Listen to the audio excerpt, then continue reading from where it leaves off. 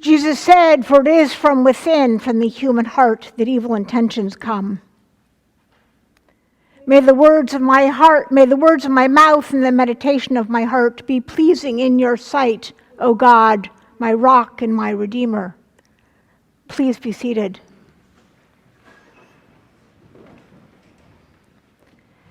This is the summer we had all been waiting for. It was to be 3 months of glorious weather that would relieve us of the nightmare of the past year. We could forget about COVID for a while and take a vacation from the hatred that appeared to be tearing apart our country. My husband Tom and I hiked the mountains of Acadia National Park, and we saw our family in Cape Cod. There were very few masks in sight on the trails or by the beach, and so we stopped thinking about the pandemic rules. We stopped worrying about the 4 horsemen of our apocalyptic year. You can count the horsemen on your fingers. Climate disaster spreading across the West and the Midwest, the torture and impoverishment of Black lives, the rise of Delta variant numbers among the unvaccinated, the shaming of women in public spaces. Each of those horsemen represents a way in which we have defiled God's earth and God's people through our own blindness. But for a little while, Tom and I were embraced by the hilly islands of the Maine coast and the endless beauty of God's earth until the old world intervened. One morning, while window shopping along the tourist-crowded streets of Bar Harbor, we began to count all the T-shirts for sale imprinted with either a red lobster or a moose, or improbably both. In one window shop, however, the store owner was more imaginative. One T-shirt read, "I tried to retire, but now I work for my wife." Another T-shirt said, "If a man speaks in a forest and there is no woman to hear him, is he still wrong?" "Ouch," I said. "Yeah, it's kind of funny, but it doesn't really feel very good. It kind of hurts." And then that afternoon, we were driving down the Maine coast when a news alert came up on my phone. Andrew Cuomo had declared he would resign in 2 weeks. Part of Cuomo's statement caught my attention. "In my mind, I never crossed the line with anyone," Cuomo said. But I didn't realize the extent to which the line had been redrawn.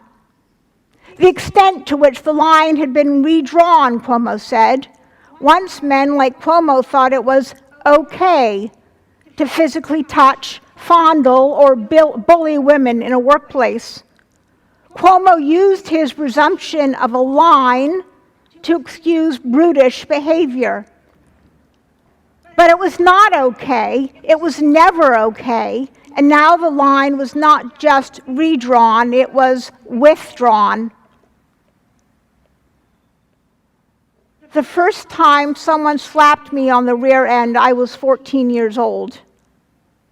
I knew my turn was coming. The slap terrified me, but instead of protesting, I accepted it as the way of the world. It was already clear to me that men owned women's bodies in public spaces. This was Washington, D.C., in the year that The Godfather and All in the Family aired.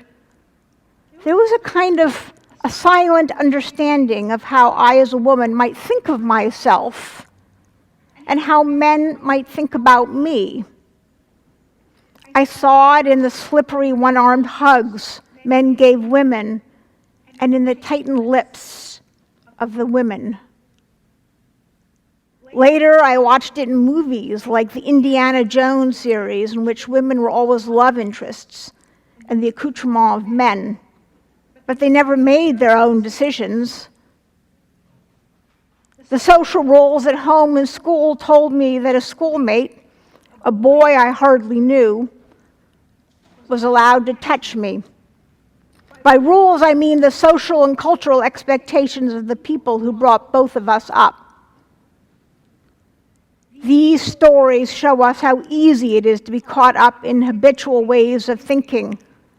Slapping girls, mocking women, abusing female subordinates deprives women of their humanity. The Pharisees, by focusing on ritual purity, subordinated God's law to their own human tradition. In my personal stories, the perpetrators engaged thoughtlessly in behaviors they saw as according with societal norms. They defiled the women involved. They were blind to God's commandments that we love our neighbors. This morning, we meet Jesus going from village to village in the land north of the Sea of Galilee.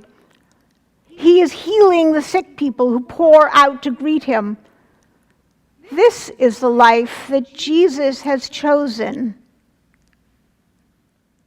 to praise and honor God, to spread God's teachings, and work to care for God's children.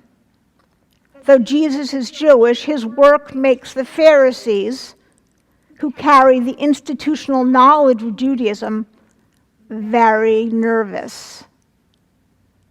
The Pharisees are devout Jews who follow both the written law, that is the law given to us by Moses, and the oral law, that is the interpretation of the written law developed over centuries by the prophets and by the religious thinkers.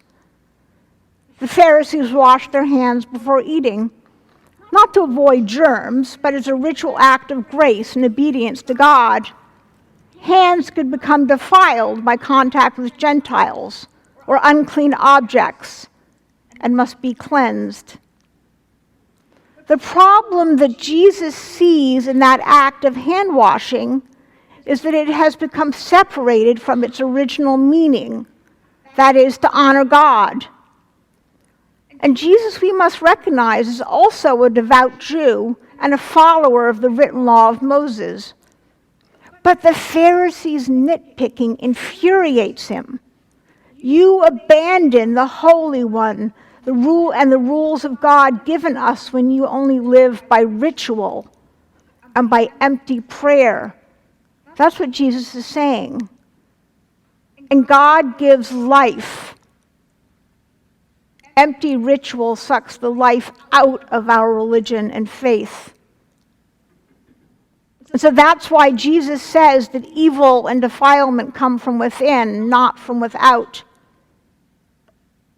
When a state governor or any person in power touches or intimidates a subordinate, they are defiling both themselves and their victim through their abuse of power. They are defiling by robbing that other person of their humanity. And really, honestly, it's part of the human condition that we are caught in the habits and the mindsets of our childhoods. And Jesus is here asking us to put aside those hurtful, empty habits. As an example, this summer, members of St. Margaret's anti-racism formation group have been reading a book called Waking Up White. The author, Debbie Irving, grew up with great, enormous white wealth and privilege. And at a certain point in her life, she learns to see the world through the prism of poverty and underprivilege, attempting to overcome the blinders of her upbringing. And I would invite all of you this autumn to join Sacred Ground or any of a number of the other faith and formation offerings that might help you open your minds and hearts to new ways of seeing. We, the people of St. Margaret's, are a people of God. And by living in a regular and daily awareness of God, we too can adopt God's commandments as our rules of life.